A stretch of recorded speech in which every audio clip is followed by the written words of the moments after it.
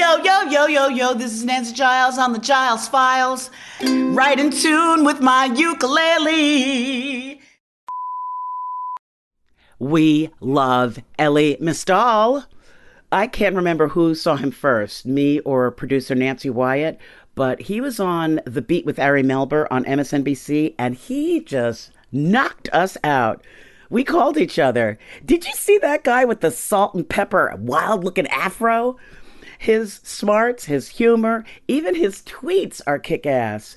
You should do yourself a favor and check him out at Elie NYC. That's ELIE NYC.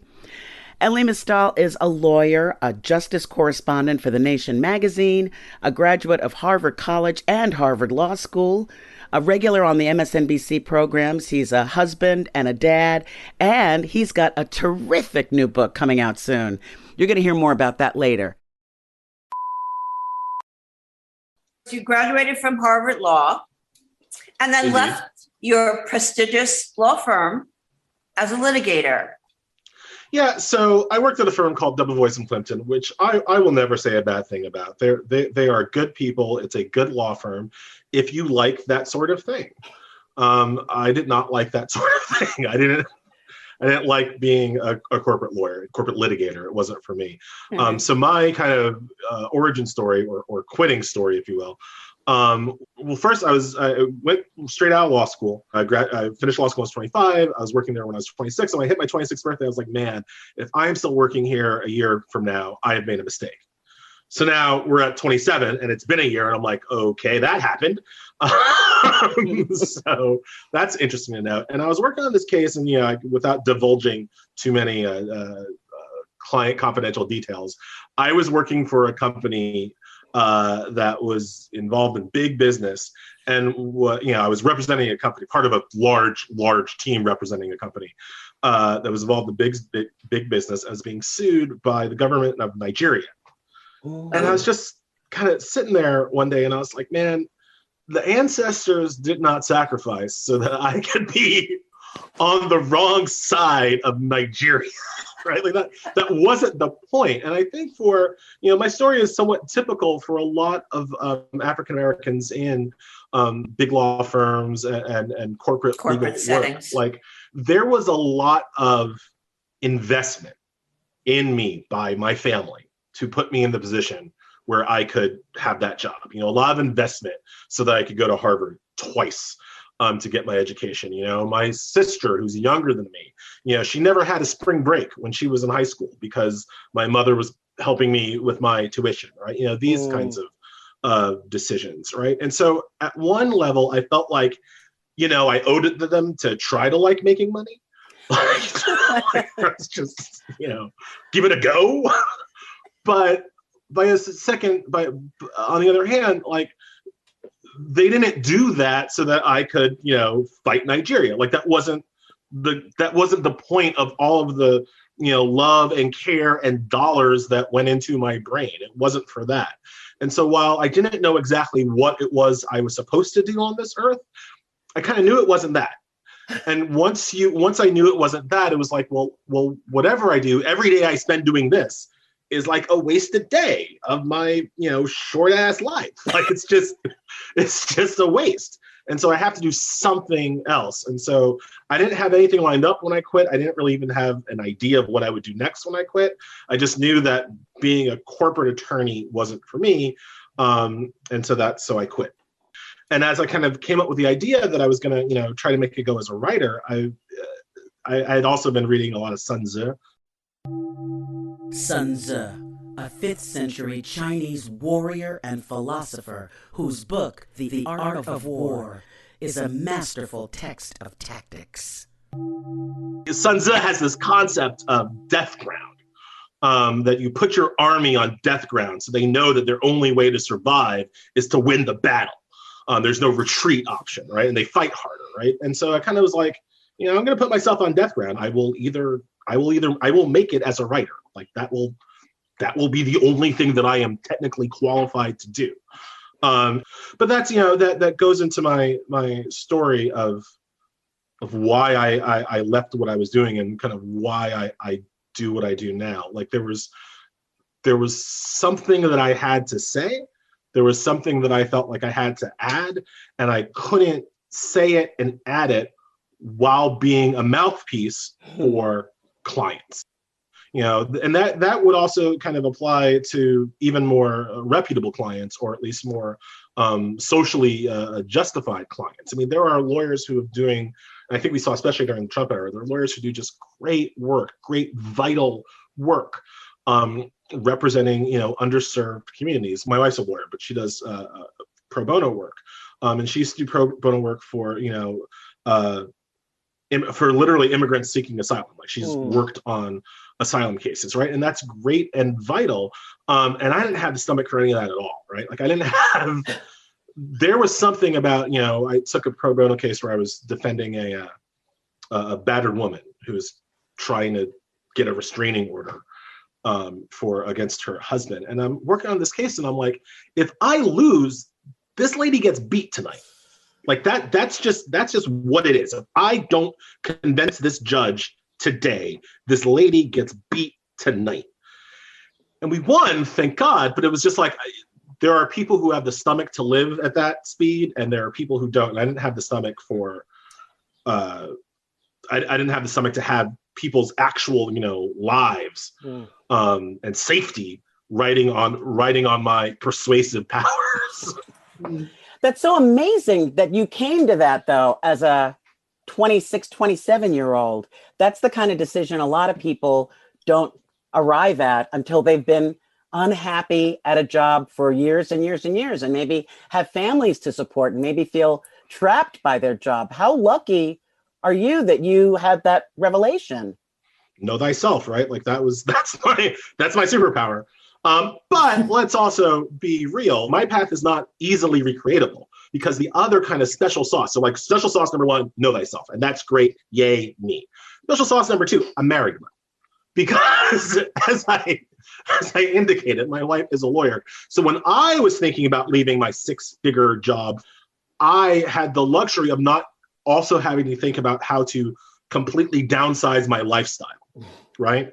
Because my wife could still pay the rent. My wife could still pay our bills. My wife could still buy me the PlayStation. Like I was going to have, you know, most of the stuff, right? The difference between me having my job and me not having my job was we had to stay in our 1-bedroom starter apartment as opposed to moving to a brownstone in Brooklyn. That was the sacrifice. You say know thyself. How did you know that you would make it as a writer? Yeah, so how did I didn't know. I didn't know, but I knew what I did worked, right? Like I've always had confidence that the way that I explain things is useful. And really that comes from my friends. As I was the only lawyer in my friend group.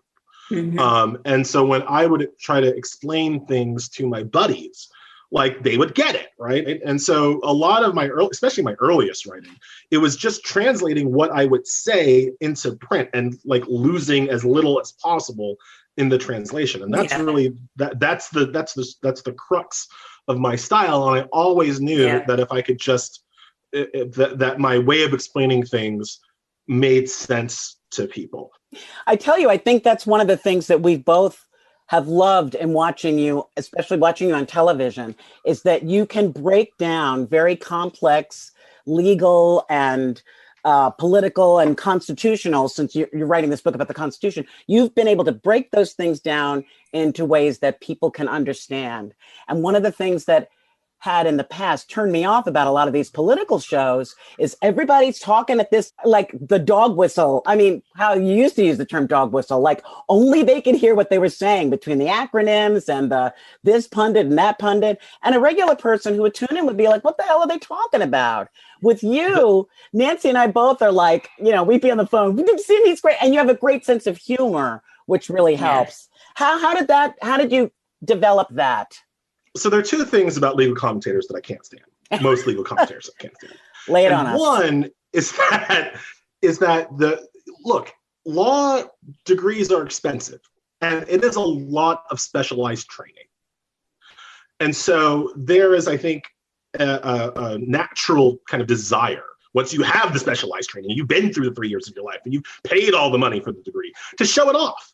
to show how smart you are. And part of showing how smart you are for a lot of people is the jargon, is the acronyms, is the, well, it depends. Are we talking about substantive due process, or are we talking about strict, like it's part of the way that you kind of puff up your chest and show your bona fides, right? I just felt very strongly that you needed to go the other way. That actually the smartest thing to do is to be able to explain these, not for nothing, dense concepts and nuanced issues, to be able to explain that in a way that regular people can understand it. Because of my just personal philosophy is that the law should be understandable to the people living under it. That's actually kind of an important fact.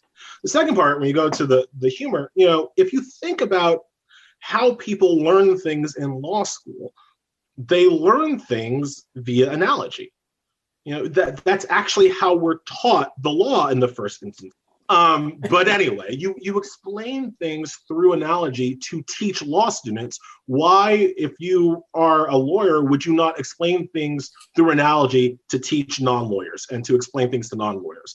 So I've always been, really centered on using analogies to explain what I'm talking about. And the humor is just, I'm lucky, I think I'm a bit funny. But let's be clear, there's an entertainment aspect, right? And law can be boring.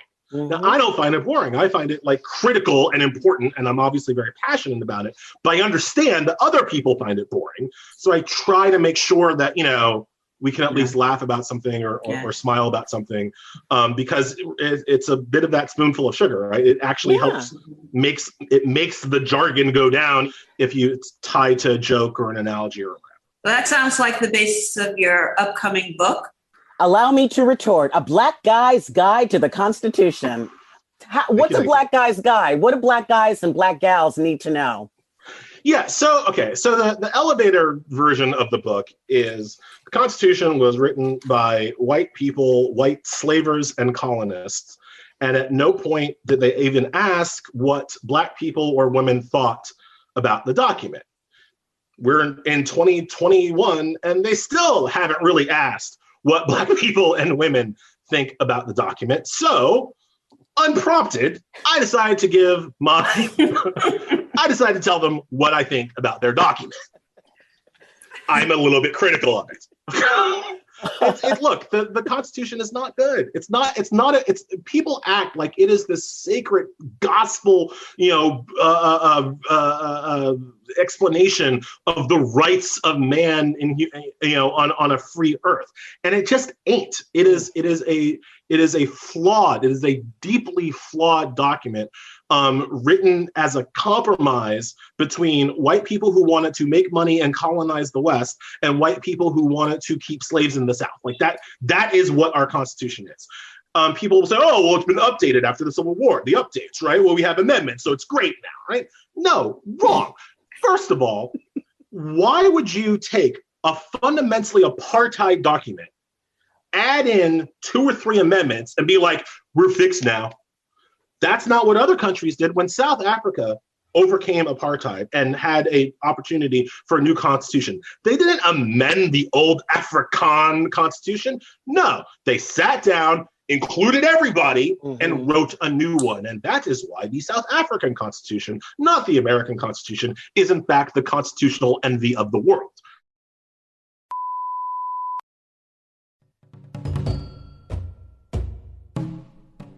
We, the people of South Africa, recognize the injustices of our past. Honor those who have suffered for justice and freedom in our land. Respect those who have worked to build and develop our country, and believe that South Africa belongs to all who live in it. United in our diversity.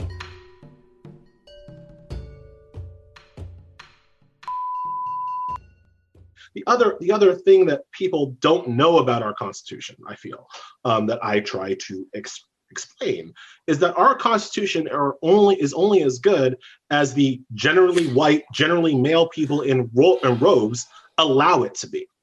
So you have something like the 15th Amendment, the amendment that granted the right to vote regardless of race. And we see that the 15th Amendment has generally, if it was in high school, the 15th Amendment is the kid that got stuffed in the locker, right? Like the 15th Amendment is the kid that nobody wants to talk to at playtime. All right, we've ignored that amendment through almost our entire history.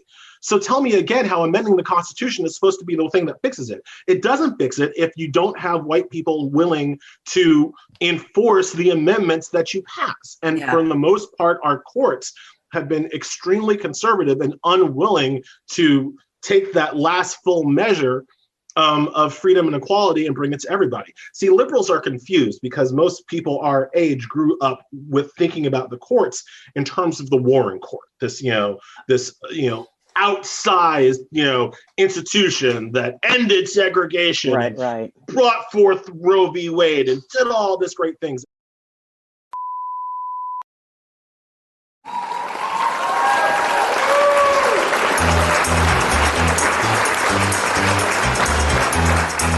Welcome to Giles Jeopardy. Now, please welcome contestant number 1. Yo! And contestant number 2. Well, hello. All right, now let's get started. The categories are What's My Name? What Supreme Court? And Republicans who are down with the people. Number 1, you won the toss. I'll start with What's My Name for 50. I was the 14th Supreme Court Justice from 1954 to 1969. Who is Earl Warren? Correct. Number 1, it's still you. I'll take What's My Name for 100. According to Quiznet.com, this man, a lifelong Republican, led a liberal Supreme Court majority and wielded that judicial power in a badass, dramatic fashion.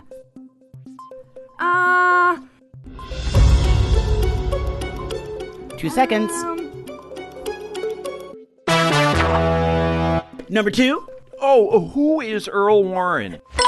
Exactly. Number 2, it's you. I'll take Republicans who are down with the people for 50. Okay. And that's the Daily Double. The Daily Double. And here we go, number 2. Both men were Republicans who believed in promoting democratic values. That means equality, fairness, and individual dignity. 5 seconds. Who are Justice Earl Warren and President Abraham Lincoln?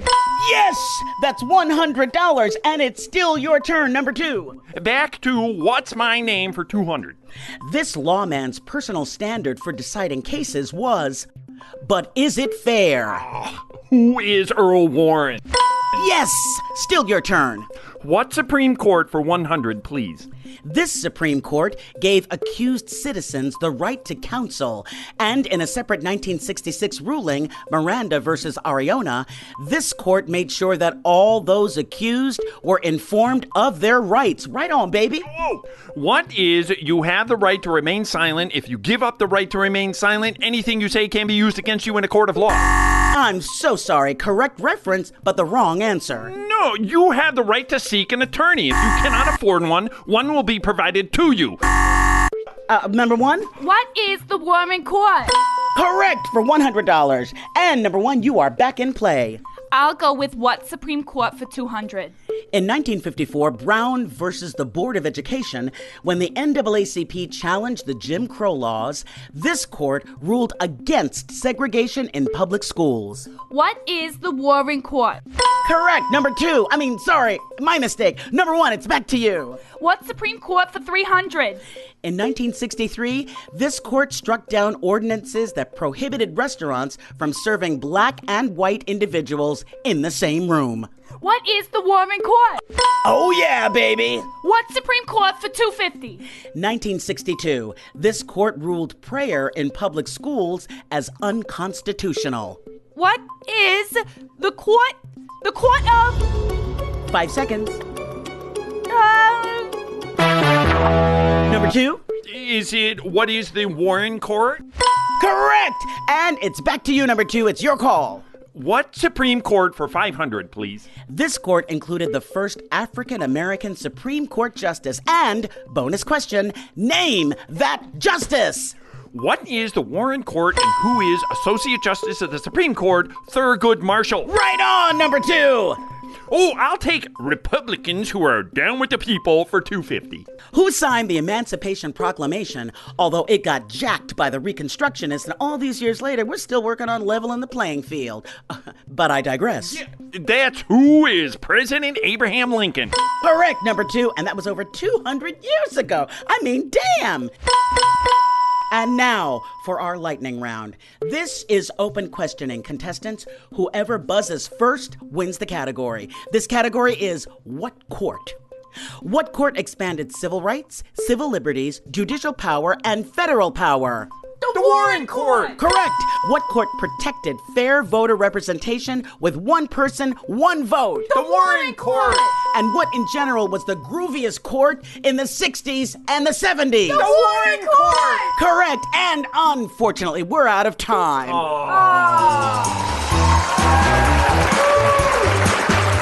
Thank you so much to our contestants. Good night and power to the people.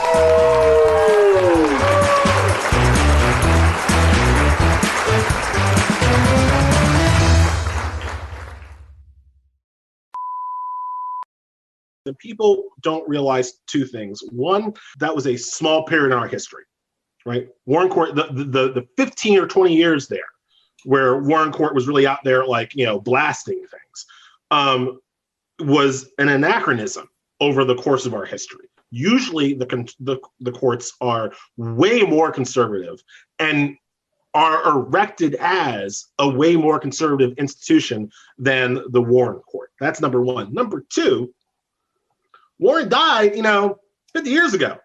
It's been a while. Jesus. And all the Republicans have done since the Warren Court is try to roll back the rights and privileges granted by the Warren Court, and they have been extremely effective. People don't get that. Like the whole, I dropped the term, the Federal Society, that uber conservative organization exists because they didn't like the Warren Court and they needed to come up with a new intellectual framework to fight the Warren Court. And this is what they come up with, and they are ascendant. All right. They control the law right now, especially after the Trump era, where they were able to reshape the Supreme Court. Now it's 6-3 conservative, completely reshape the lower courts. Trump appointed 226 federal judges. That's just mind-boggling. That are all appointed for life. These judges are going to be making Trumpy rules into the 2060s and 2070s. That's the world we're living in right now today.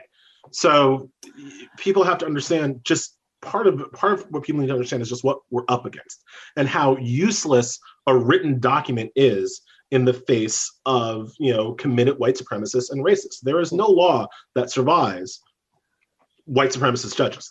That just So how it works. How do we get around that? Well, a couple of ways. One, we need to pack the court, just straight up. We need to put more judges on the court. And that requires us to vote for presidents and senators who will also support that, which we generally do not do. Like that's a primary fight, right? So like when Dianne Feinstein, who is an establishment, conservative liberal, right, if you will, like an old school on the courts, conservative liberal. Okay.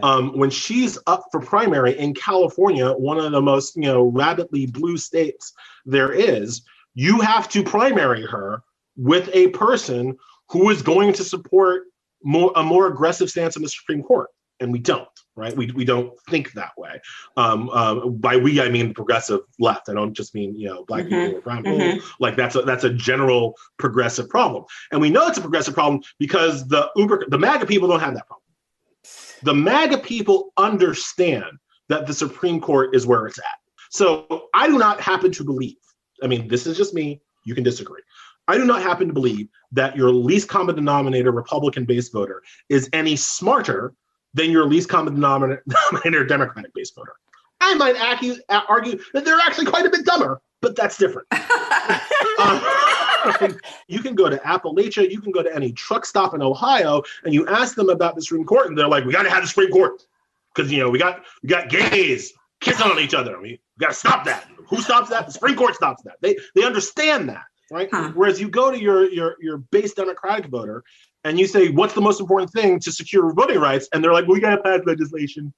Screw legislation. The first thing that happens to voting right legislation is that it gets overturned by conservative justices, right? So we have to educate our own base voters of the power of this institution, this unelected, unaccountable, lifetime appointed institution. We have to educate voters about the power of that institution, how it can frustrate the best legislative intentions, and how we have to vote for therefore we have to vote for presidents and senators who will fight to control that institution.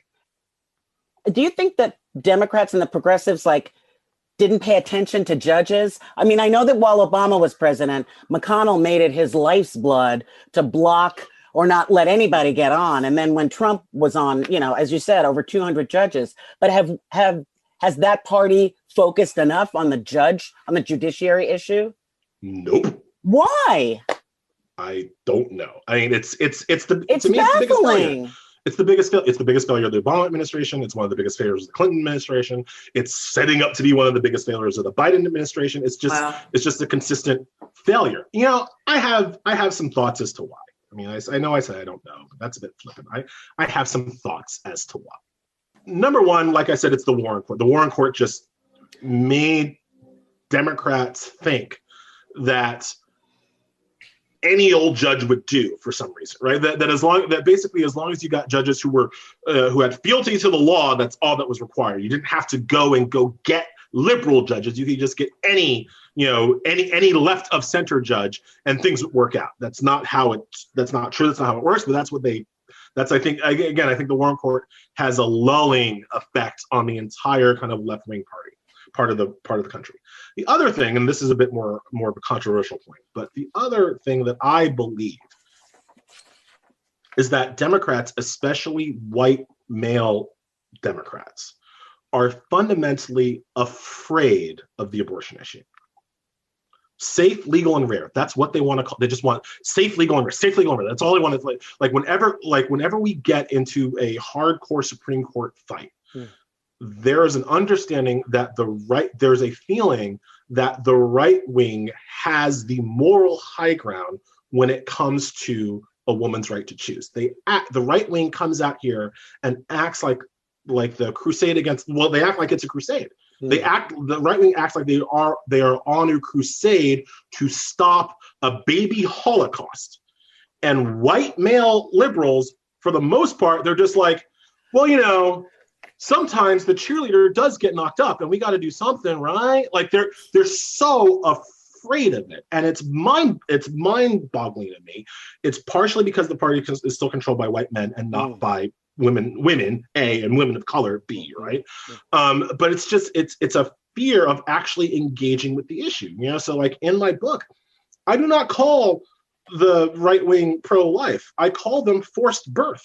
Because that's what they're doing, right? And once you start thinking, I make an argument that I can defend a woman's right to choose on the First Amendment, the Ninth Amendment, the 14th Amendment, but specifically the 13th Amendment, because it says right there, forced labor shall be illegal. Well, what is pro-life other than literal forced labor by a person for no compensation, by a person who does not want to do that work?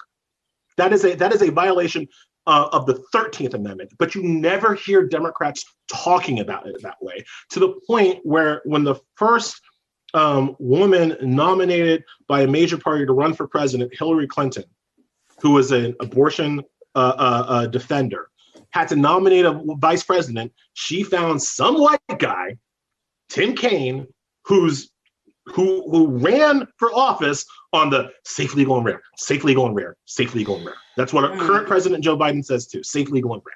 And that's how it blows up. Because since you're not willing to defend the abortion issue, you're not actually willing to defend real liberal justices, and you're not really willing to fight for the Supreme Court. You're always trying to compromise and whatever. So it's a controversial theory. It's a little bit of my pet theory, but I think between the lulling that the Warren Court did and the unwillingness of white male establishment Democrats to fight for abortion, we cede the ground. We cede the moral high ground to actual white supremacists and misogynists. We love Elie Mystal's tweets. Here, okay, check this out. You know what would be unconstitutional? The government injecting something inside you and then forcing you to incubate it for 9 months against your will. We're joined now by Elie Mystal, justice correspondent from The Nation magazine. We looked at the issue. Because the conservative Supreme Court is like, who's going to check me, boo? All right? Dan Crenshaw needs to sit down before he faints under the weight of his hypocrisy. Talking about the federal government coming into your house and jabbing you with medicine. That would be a violation of... Because there is nothing more canceling than censuring people for what they voted on or what they said when their job is to vote. It's called the Brandenburg test. It's how we determine whether or not speech is protected or unprotected. There is funny here, right? And that is that Lindsey Graham wants to impeach a black woman for a legal act. Inaction is not an option. Failure is not an option. Joe Biden took an oath to defend the Constitution from all enemies, foreign and Texan, and it's time that he does it. Now, tonight, today. If I only did what Republicans allowed me to do, instead of having a law degree, I'd be shining shoes at Grand Central, okay?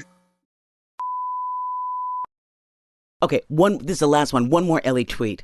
When I have to do the talk with my little guys, part of it will absolutely include being insulting and disrespectful and telling them strategies to keep their cool.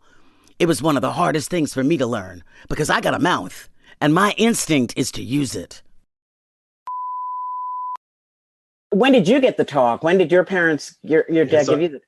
So I was 9, and we're playing baseball in my white friend house. We're playing baseball, and hit the ball over the fence and draw a straw. And the neighbor was, allegedly, like one of these grumpy old men neighbors. And so nobody wanted to hop the fence to go get the ball. We drew straws, and I drew the small straw, and so I hopped the fence, and I went and got the ball. We came back unharmed, unmolested, no problems. And so I'm in the car on the ride home with my parents, and I tell my parents this story, and my mom goes straight like, oh Lord, the boy's gonna get shot. My dad slams on the brakes and just pulls over the side of the road, and they just lay into my narrow behind. My dad, who was kind of a tightwad, was just like, for a ball, I'll buy you a ball. You'll never go to nobody's house without extra balls. So you just never have to worry about that again. Wow. But just you can't, I don't care what your friends say. I don't care if it looks bad. You can never be the kid that jumps the fence to go looking for a ball. That can never be you. Mm-hmm. And because they were yelling, it stuck. But that was my first version of the talk.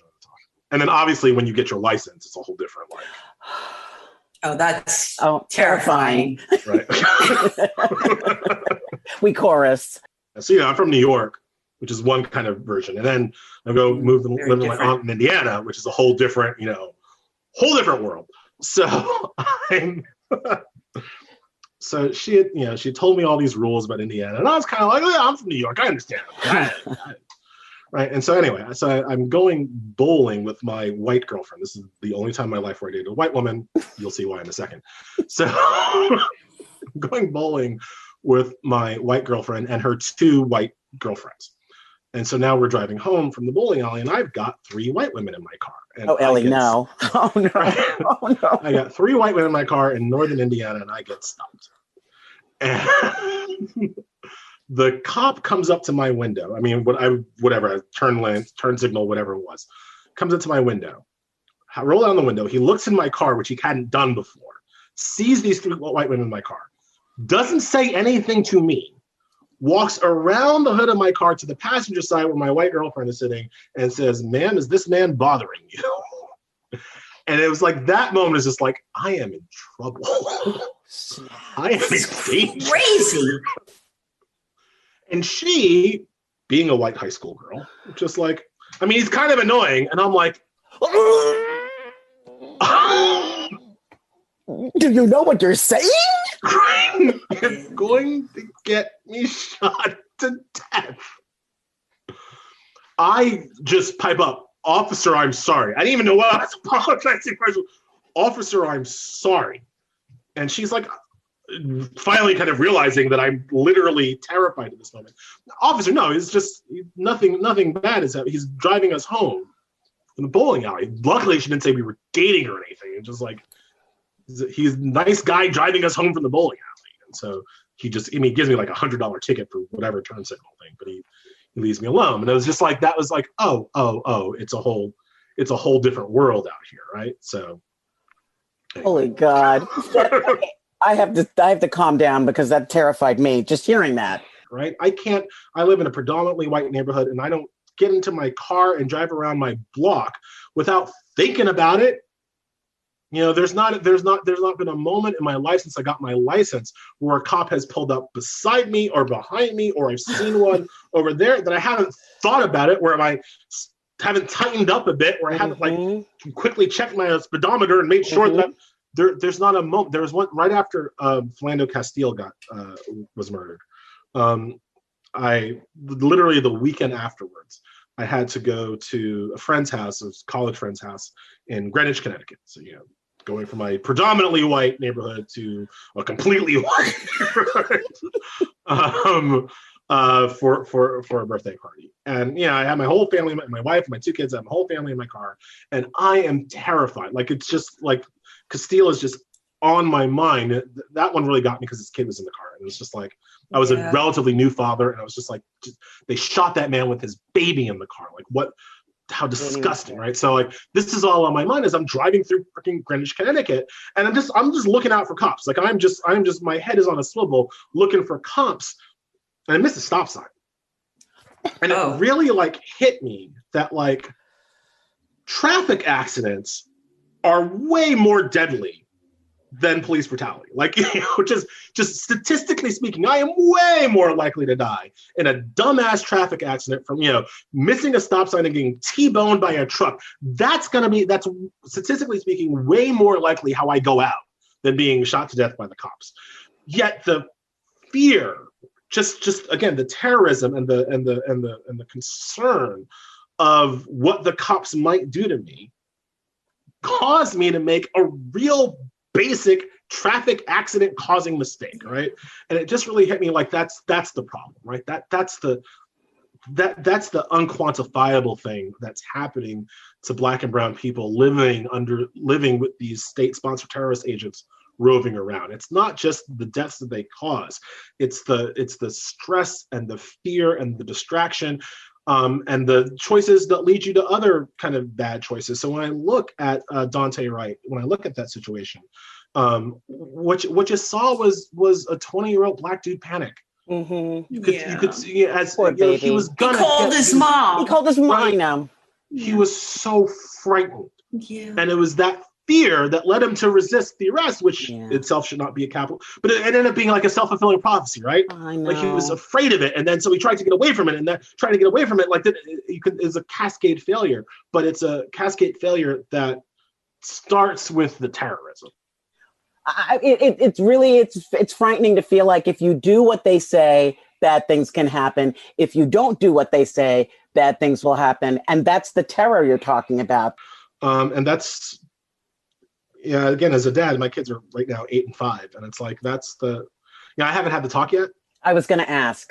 Yeah, but you know, it's coming. You know, I've had pre-talks, right? So like, I really freak out whenever they, you know, my wife made me stop because I laid into him once. We were at the Bronx Zoo, and you know, you take your eyes off them for a second, they're gone because they're children, right? You're like, oh no, don't go into the lion pen, you idiot! Right? So, you know, take your eyes, I'm gone, and I'm trying to see him, and he's talking. He had ice cream, and he went to throw it out in the trash because he's a conscientious little boy. But there was a cop by the trash, and so he ended up talking to the cop who was just standing by the trash, and I'm like, no, never do that. You are only allowed to, and this is in the middle of Bronx Zoo, with the cop not that far out of earshot, of course, out of earshot, but not necessarily that far. You are only allowed to say mommy, daddy, or lawyer to a cop ever. That's it. That's all you get. And my wife's just like, dude, we're in the middle of the fucking zoo. Like, Right? But it's just that knowing that, and my parents had to do it to me, and I'll have to do it to them. Oh. But you basically have to go into your kids' heads, find their innocence, and rip it out for their own safety. That's what that talk is. You have to find their hopes and their dreams and their innocence and take it from them so that they can be safe. And that's heartbreaking. Yeah, I'm hoping to get to 10. And for a lot, the other thing I'll point out is that I probably will only get to 10 because my eldest is tall. Oh my.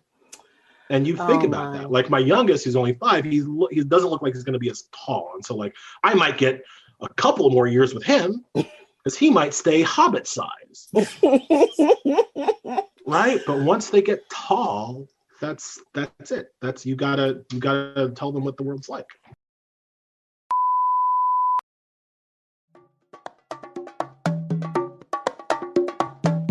Driving wild. Driving wild. Driving wild.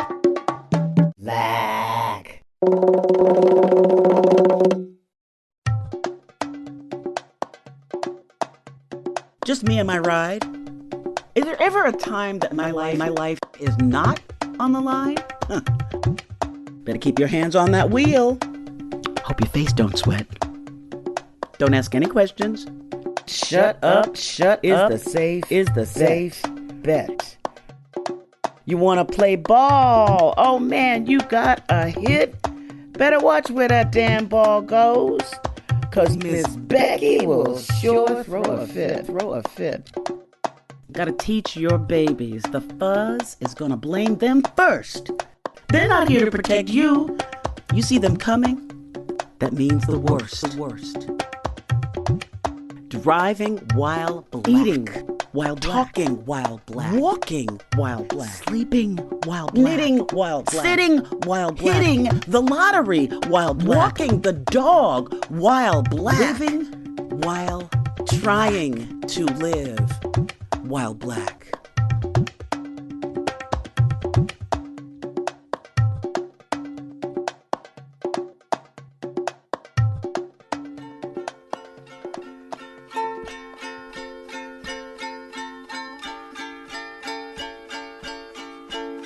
Well, that's our show.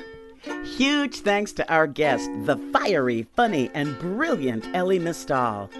Check him out whenever he's on MSNBC. You're going to want to look for his articles in The Nation magazine and keep your eyes peeled for his new book, Allow Me to Retort, A Black Guy's Guide to the Constitution, coming soon to Amazon.com and to a bookseller near you.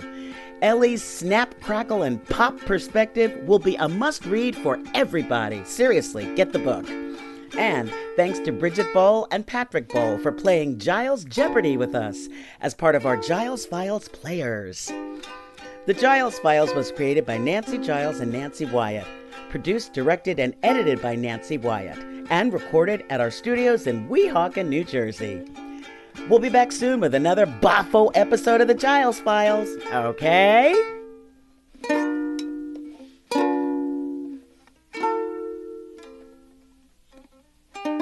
Oops. A Huda Media Production.